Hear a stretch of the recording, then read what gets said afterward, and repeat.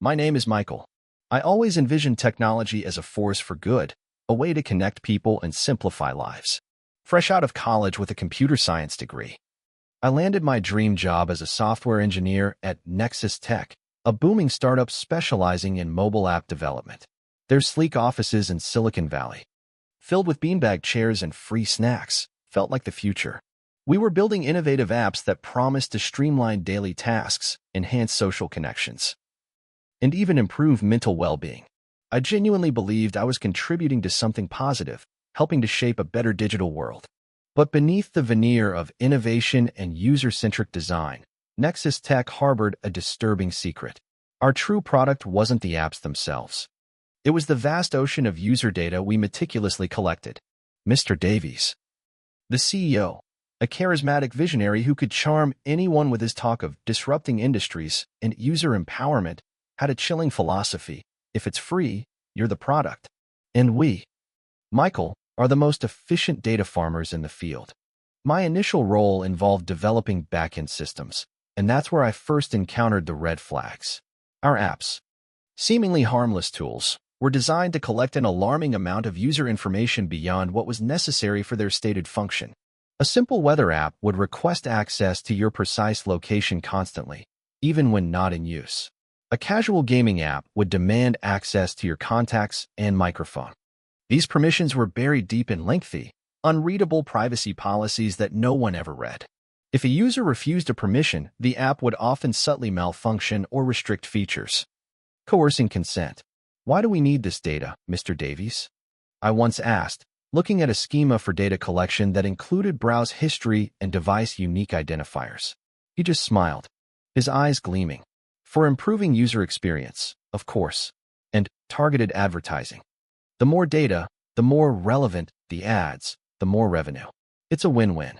But it was never a win for the users. It was a win for Nexus Tech's bottom line. Then came the issue of covert data harvesting and sale. The data we collected wasn't just for improving user experience. It was being anonymized, or so they claimed, and sold to third-party data brokers, marketing firms, and even hedge funds.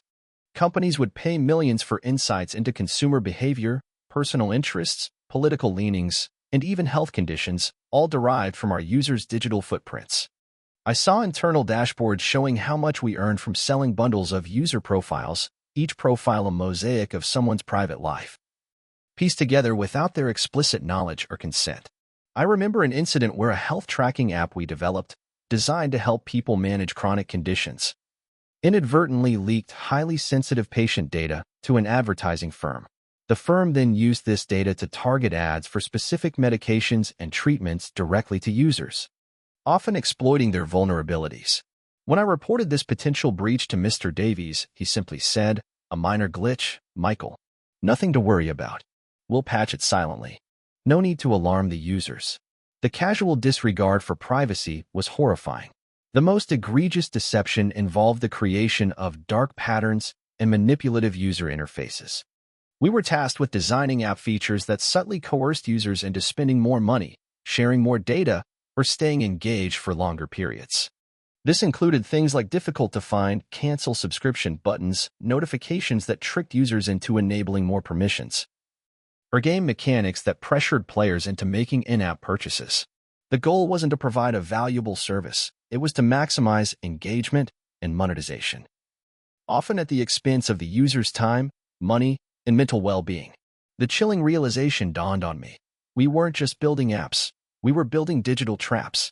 The sleek design, the promises of convenience, they were all part of an elaborate charade.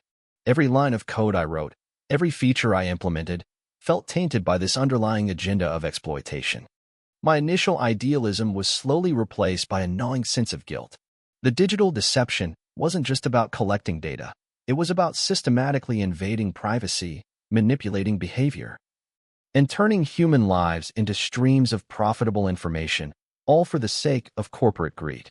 The casual disregard for user privacy and the blatant sale of personal data at Nexus Tech were disturbing. But as I delved deeper into the company's operations, I uncovered a much more insidious and chilling aspect of their digital exploitation: the weaponization of user data for psychological manipulation and outright financial fraud. I began noticing a peculiar team within Nexus Tech, isolated from the main development floor. They were called the Engagement Optimization Unit. Their work wasn't about building new features. It was about refining existing ones to maximize user addiction and spending.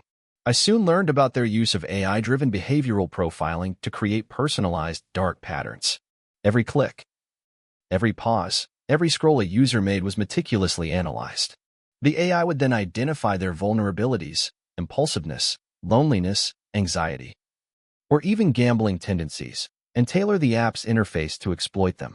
For example, a user identified as impulsive might be bombarded with limited-time offers or urgent notifications that bypass their critical thinking. Michael, we're not just building apps. We're building digital ecosystems that understand users better than they understand themselves, Mr. Davies would boast, his eyes shining with a disturbingly clinical pride. Their patterns are predictable. We just nudge them in the right direction. The right direction always meant more data, more ad views, more in-app purchases. Then came the issue of targeted misinformation and political influence.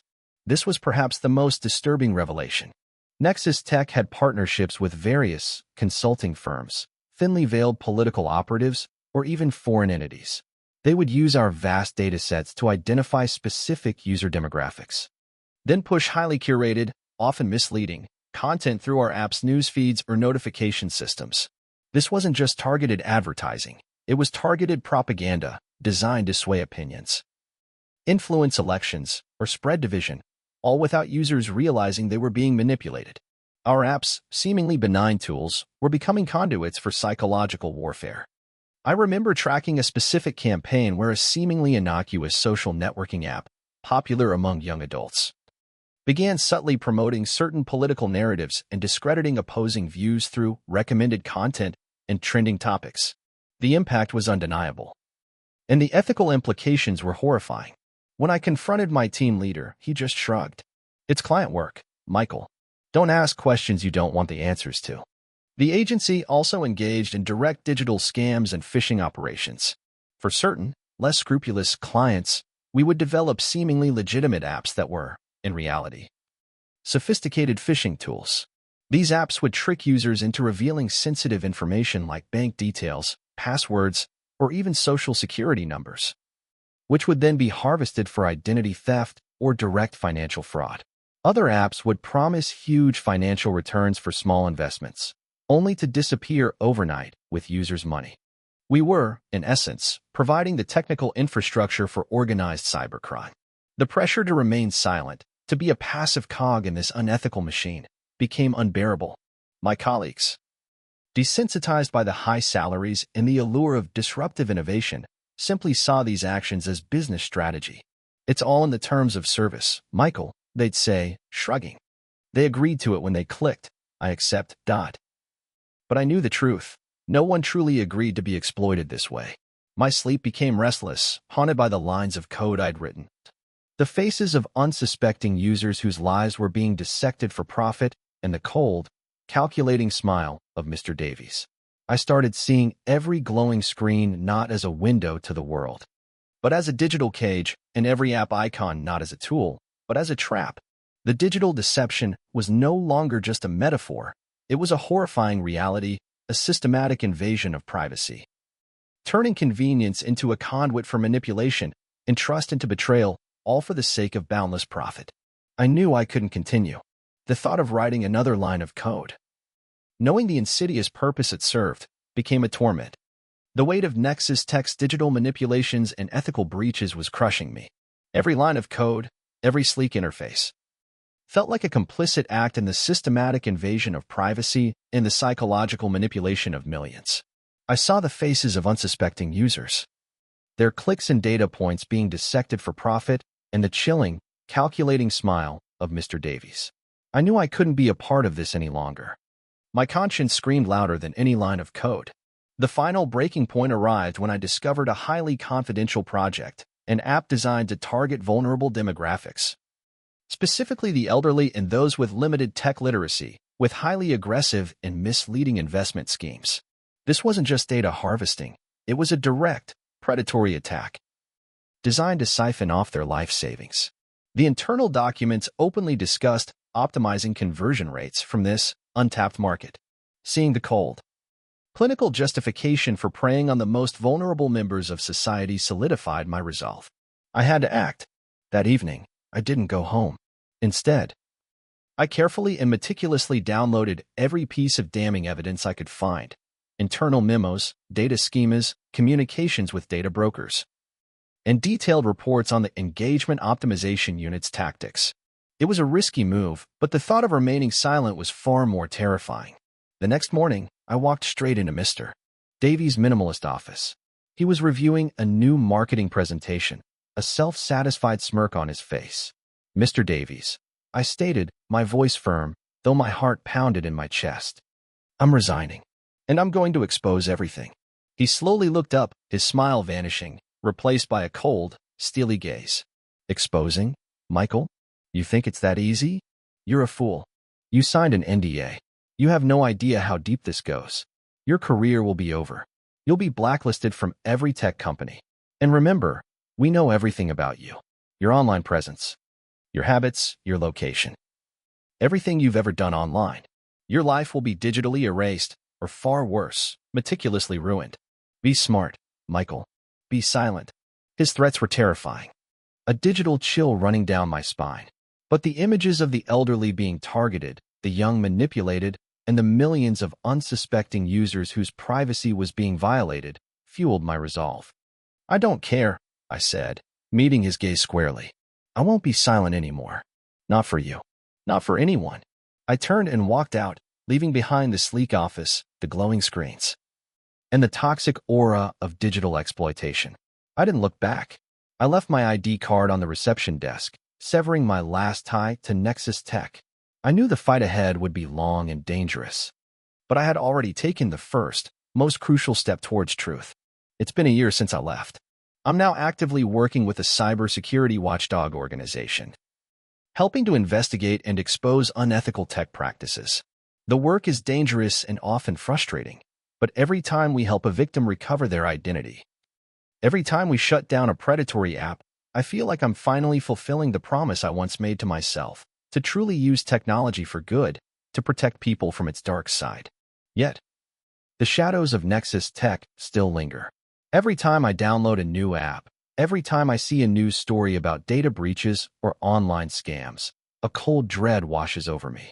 The faces of the unsuspecting users whose lives were dissected for profit, whose behaviors were manipulated, whose trust was betrayed, they are the true ghosts of the digital deception. Haunting reminders of the dark underbelly where innovation becomes exploitation and convenience hides a terrifying vulnerability. My experience in the IT and app development industry revealed a terrifying truth.